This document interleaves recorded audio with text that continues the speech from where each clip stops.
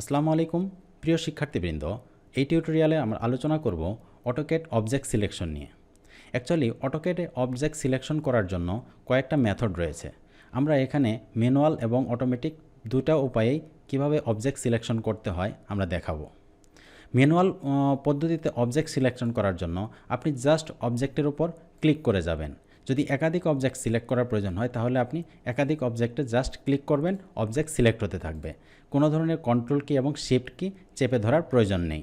আপনি object select হওয়ার পর ক্লিক করার পর যে একটা ব্লু ডট এসেছে, এই ব্লু ডটকে বলে গ্রিপ। আপনি এই অবজেক্টকে সিলেক্ট করার পর ডিসিলেক্ট করার জন্য আপনি দুইটা উপায় করতে পারেন। কিবোর্ড থেকে এসকেপ কি প্রেস করলে অবজেক্ট ডিসিলেক্ট হয়ে যাবে। আবার যদি আপনি কিবোর্ড ইউজ করতে না চান, আপনি রাইট বাটন ক্লিক করে মাউসের রাইট বাটন ক্লিক করে ডিসিলেক্ট অল অপশনে ক্লিক করলেই আপনার অবজেক্ট ডিসিলেক্ট হয়ে যাবে। এই ম্যানুয়াল মেথডটি যদিও অনেক স্লো প্রসেস, তবে অনেক ক্ষেত্রে ড্রয়িং করার সময় খুব কার্যকর ভূমিকা পালন করে থাকে। এবার আমরা আলোচনা করব অটোমেটিক মেথডে কিভাবে অবজেক্ট সিলেক্ট করতে হয়। অটোমেটিক মেথডে অবজেক্ট সিলেক্ট করার দুইটা মেথড রয়েছে। প্রথম মেথডে আমরা আলোচনা করব, আপনি যদি অবজেক্টের বাম পাশে কার্সর রেখে মাউসের লেফট বাটন ক্লিক করে ছেড়ে দিয়ে এবার যদি ড্র্যাগ করতে থাকেন, দেখতে পাচ্ছেন একটা ব্লু স্ক্রিন চলে এসেছে, ব্লু সিলেকশন উইন্ডো চলে এসেছে। এই ব্লু সিলেকশন উইন্ডো ড্র্যাগ করে আপনি যখন কোনো একটা অবজেক্টের ভিতরে নিয়ে আসবেন, যতগুলো অবজেক্ট এই ব্লু স্ক্রিনের ভিতরে পুরোপুরি চলে আসবে ততগুলো অবজেক্ট সিলেক্ট হবে। এখানে কন্ডিশন হচ্ছে, কোনো একটা অবজেক্ট যদি পুরোপুরি এই ব্লু স্ক্রিনের ভিতরে না আসে, ব্লু সিলেকশন উইন্ডোর ভিতরে না আসে, তাহলে সেই অবজেক্টটা সিলেক্ট হবে না। আপনি এই পুরোপুরি সিলেকশন উইন্ডোর ভিতরে চলে আসার পর এবার যদি আপনি ক্লিক করেন তাহলে আপনার অবজেক্টগুলো সিলেক্ট হয়ে যাবে। এই মেথডটি আপনি আরেকটা ওয়েতে করতে পারেন। অবজেক্টের বাম পাশে কার্সর রেখে এবার যদি মাউসের লেফট বাটন চেপে ধরে আপনি ড্র্যাগ করতে থাকেন, তাহলে দেখতে পাবেন যে পূর্বের মতো একটা ব্লু স্ক্রিন চলে এসে ব্লু সিলেকশন উইন্ডো চলে এসেছে। এই ব্লু সিলেকশন উইন্ডোর ভিতরে যতগুলো অবজেক্ট আসবে ততগুলো অবজেক্ট সিলেক্ট হবে।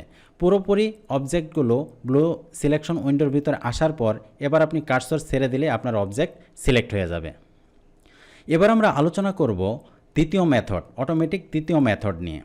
দ্বিতীয় মেথড আমরা দেখানোর জন্য আপনার কার্সর অবজেক্টের ডান পাশে নিয়ে এসে এবার যদি আপনি মাউসের লেফট বাটন ক্লিক করে ড্র্যাগ করতে থাকেন, তাহলে দেখতে পাবেন একটা গ্রিন সিলেকশন উইন্ডো চলে এসেছে। এটাকে বলে গ্রিন ক্রস সিলেকশন উইন্ডো। এই গ্রিন ক্রস সিলেকশন উইন্ডো কোনো একটা অবজেক্টের বাউন্ডারি টাচ করার সঙ্গে সঙ্গেই অবজেক্ট সিলেক্ট হয়ে যায়। যেমন আমি যদি এই অবজেক্টটা সিলেক্ট করতে চাই, তাহলে জাস্ট বাউন্ডারি টাচ করে ক্লিক করে ছেড়ে দিলেই দেখতে পাবেন অবজেক্ট সিলেক্ট হয়ে গিয়েছে।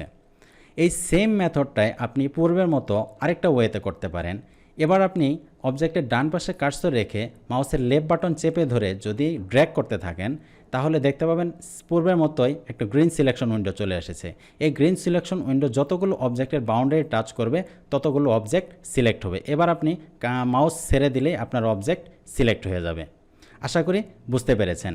এখানে আমরা অনেকগুলো মেথড নিয়ে কথা বললাম এবং অনেকগুলো মেথড আপনাদেরকে দেখালাম। প্রত্যেকটা অপশনই এবং প্রত্যেকটা মেথডই কোনো না কোনো ড্রয়িং করার সময় কার্যকর ভূমিকা পালন করবে। আশা করি অবজেক্ট সিলেকশন নিয়ে ক্লিয়ার হয়েছেন। পরবর্তী টিউটোরিয়ালে কোনো একটা টপিকস নিয়ে আমরা আলোচনা করব। সে পর্যন্ত ভালো থাকবেন। Thank you. আসসালামু আলাইকুম।